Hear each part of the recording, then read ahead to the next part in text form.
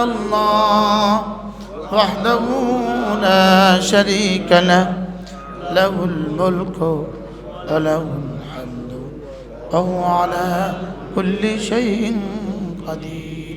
এই হয়ে গেছে 10 বার। এবার বুখারী ও মুসলিম, আল্লাহর নবী বলেন, কোনো মানুষ যদি এই কালেমাটা প্রতিদিন 100 বার পড়ে, আল্লাহ তাআলা তাকে 5টা পুরস্কার দিবেন। সুবহানাল্লাহ।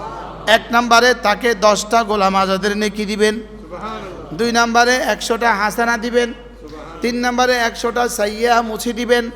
4 নম্বরে ওই দিন ওই রাতে আল্লাহ তাআলা তাকে শয়তান থেকে বাঁচাবে। আমিন। 5 নম্বরে ও তার চেয়ে বেশি নেকি নিয়ে হাসরের ময়দানে আর কেউ উঠবে না।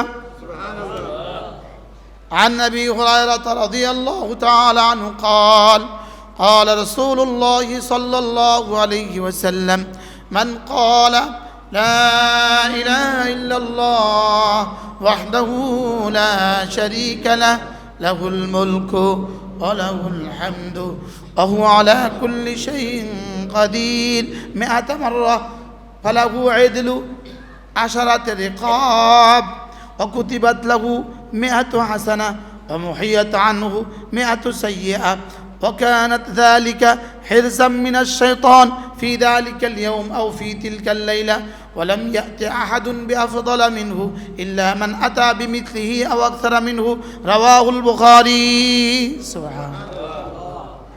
এর সাথে আরেক একটা অংশ আছে এই হাদিসের সাথে, ওয়ামান ক্বালা সুবহানাল্লাহি ওয়া বিহামদিহি 100 মাররা হুত্তাত খাতায়াহু ওয়ালাউ কানাত মিসলা জাবাদিল বাহর।